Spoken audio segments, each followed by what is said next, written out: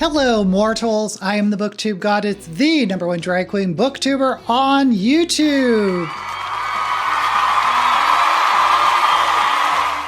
The season finale of the Wheel of Time Amazon series has concluded, so this review is a conclusion of this YouTube series.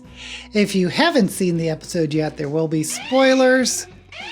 But if you're going to stick around, please take a moment to give this video a thumbs up. And if you want to see me do more videos like this, don't forget to subscribe to my channel. I thought this episode 8 started promising with a 3,000-year flashback to Luz Theron, Rand's previous incarnation. And there's a discussion about splitting up men and women Aes Sedai. It wasn't expanded enough though.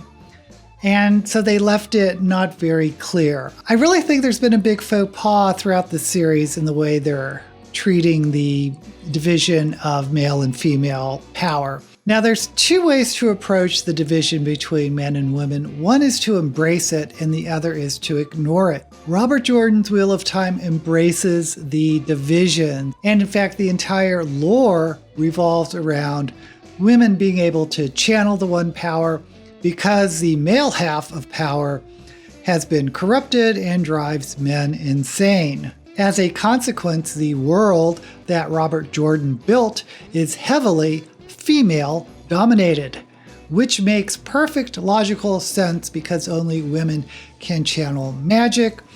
The Aes Sedai control this part of the world. The Wisdoms, which Nynaeve is, control the rural areas. In other parts of the world, the Isle have the Wise Women and the Sanchin have the Domain, which we saw briefly at the end arriving in the ships.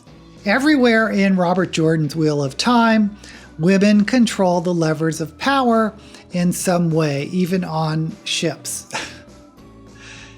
Now in the Amazon series, I honestly don't think the writers wanted to embrace that. One of the Aes Sedai in the series, I believe a red one, said something like, "Men are still in control." What? How does that make any sense when males can't channel? But the writers, I guess, wanted to keep the Aes Sedai and try to follow the lore where it concerned male channelers being evil, but never really fully embracing the world building of the source material. So we are left, in my opinion, in this sort of no man's land. Like I've said before, I would have loved to have seen them divide the soul between magnetic and dynamic and made the soul or spirit of the person part of what channels power rather than the physical body. But it feels to me that they'll have just decided to forego logic in the world building and just use parts they like and not explain the other parts, so personally I find it frustrating. By the way, the other way to deal with males and females is to ignore the divide completely, and I actually love stories that do this. Like the Star Trek universe, at least starting with the Next Generation, pretty much takes for granted the absolute equality between men and women. But it can also work in epic fantasy. The Gunpowder Mage series by Brian McClellan does it amazingly well. It feels as though the author just flips a coin to decide whether a character is male or female, no matter the profession or circumstance, and there's never this battle of sexes, there's no sexual assault, or there's no gross divisions like that. It's just a person happens to be male or the person happens to be female. Now, the Gunpowder Mage, by the way, is military fantasy, which I know isn't everyone's cup of tea, but it is an amazing series, well written, well plotted, with characters you really care about. The other enormous change from the books is making the Dark One too human. In the books, the Dark One is a primal force of the universe, entropy and evil embodied, more closely related to Sauron than Saruman. So I'm kind of mystified that they made the Dark One so human and not keep him shrouded in mystery or give him a disembodied, non-speaking role like the Eye of Sauron.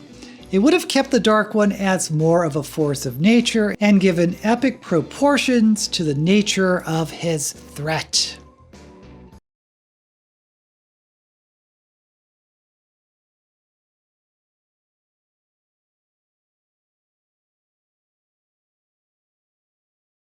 But he does kind of act like the Satan or the devil by trying to seduce Rand with visions of him and Egwene. I felt a little underwhelmed when he decided to go against the Dark One because he didn't want to make a decision for Egwene. I mean, I appreciate his reasoning, but to me the impact just didn't feel very momentous. But keep in mind that none of this was in the books. The reason they traveled to the Eye of the World was to stop the seals that bound the Dark One from breaking. One of the seals was the Horn of Valere, which they did find somewhere else that was stolen by Padden Fane. Now, that does kind of happen in the series, but they're really mixing up the events, which is fine, I guess, if it works. But did it work? Now, one of the big differences they decided to put in was that in the books, Rand was the one who destroyed the Trolloc army and not 5 Aes Sedai. I mean, if we're trying to foreshadow just how strong Rand is, why change that? I get that they want to show Nynaeve and Egwene as powerful forces, but it's at the expense of the main plot thread. Also in the books, at the Eye of the World, Rand fights the Forsaken and is revealed to be the Dragon Reborn. However, here's another really odd choice. It almost feels as though the Amazon series has decided to drop the Forsaken, who are the 13 chosen ones of the Dark One who wield tremendous power. They're some of my favorite villains in books ever, and it just seems strange that they aren't trapped with the Dark One trying to escape. My gut is telling me that the writers just don't know how to deal with a large cast of characters, or maybe they don't have the budget. We rarely get scenes with all the Two Rivers characters together, and when they are, they almost always break into smaller groups of 2 or 3, and throw in the Forsaken, and we have a bunch of other moving parts. But I think it would have had more impact if we at least kept a couple of the Forsaken, who could have been the main antagonists, and then saved the Dark One offstage for the epic final battle, which should happen at the very, very end of the entire series. Also, I don't know why they had Moiraine lose her power. By the end of this episode, it has departed so far from the plot of the books that I'm just not sure what direction they're trying to go in. I'm having a really hard time being objective about this series. You know, putting aside what I remember of the books, I think it's fairly middle of the road as far as fantasies go. If you've read any books on writing scripts, you'll probably recognize why they did certain things, like giving Mat and Perrin more backstory and focusing on the romance of Lan and Nynaeve and Rand and Egwene, because those books on scripts suggest how important it is to have backstories to motivate characters and how romance is a must. But you know what? It isn't a must.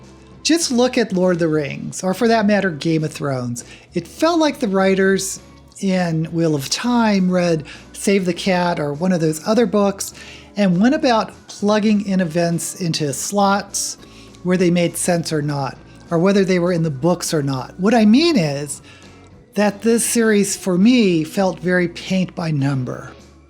I personally don't think it does justice to the source material. Brandon Sanderson, who wrote the later Wheel of Time books, and they brought him on as an advisor, stated that he tried hard to get them to change some of the directions they were taking the Amazon series, but he wasn't able to be heard. So he said he looks at the Amazon series as another turning of the wheel, telling a totally different story than the Robert Jordan's turn. Kind of like how the Star Trek reboot justified changes to the canon of the original series by way of a split in quantum reality. So, fair enough. I will say I did like the battle scene with the Trollocs, and I did think the Aes Sedai destroying the Trolloc army and then burning themselves out was a pretty cool visual. The end scene with the arrival of the Sanchin army on the beach was also spectacular. I really have nothing but praise for the cinematography and special effects.